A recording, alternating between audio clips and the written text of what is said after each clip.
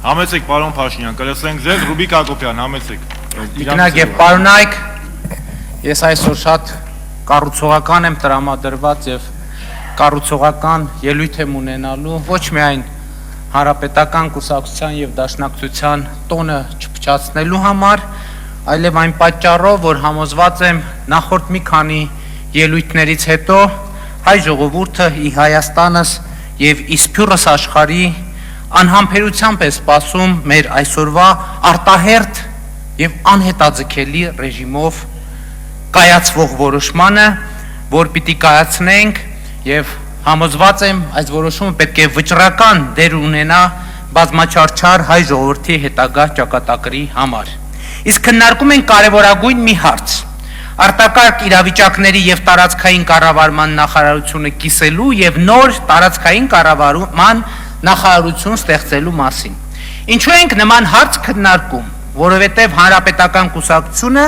եւ հայ հեղափոխական դաշնակցությունը որոշել են համագործակցել, քաղաքական կոալիցիա ձևավորել եւ այս կոնտեքստում համաձայնություն է ձեռք բերվել դաշնակցական Դավիթ Լոքյանին նշանակել նախարար, տվյալ դեպքում տարածքային կառավարման նախարար, մի որոշում, որին համաձայնեք ժողովուրդը սպասում է վաղուց եւ սրտատրոփ։ Ինչպես հիշում եք, մենք սրտի խորը կսկիծով տարածքային կառավարման նախարարությունը փակեցինք ընդամենը 1 տարի 3 ամիս առաջ, ավելի ճիշտ արտակարգ իրավիճակների նախարարության հետ միացրինք, եւ տարածքային կառավարման նախարար Արմեն Գևորգյանի հրաժարականից հետո այդ պաշտոնի համար հարմար կլիենտ, ավելի ճիշտ հարմար թեկնածու չգտնվեց։ Այս ընթացքում հազարավոր առաջարկներ ենք ստացել ընտրողներից, համոզված եմ բոլոր պատգամավորները այդպիսի առաջարկություններ ստացել են հանրության կողմից, ովքեր պահանջում էին առանձնացնել ՏԿ նախարարությունը ԱԻ նախարարություններից եւ ահա վերջապես ժողովրդի պահանջը ի կատար է ածվում։ Այս նախագծի ակնհայտ առավելություններից մեկը սակայն այն է,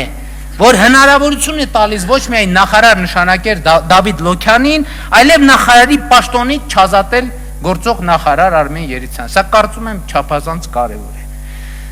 Այս իմաստով մտահոգիչ է այն փաստը, որ հայ հեղափոխական դաշնակցությանը տրվելիք մյուս երկու նախարարությունների կրթության եւ գիտության նախարար Արմեն Աշոտյանը եւ էկոնոմիկայի նախարար Կարեն Ճշմարիտյանն ազատվելու են աշխատանքից եւ նրանց փոխարեն նշանակվելու են դաշնակցական նախարարներ։ Սա թույլ տվեք նկատել չափազանց անթույլատրելի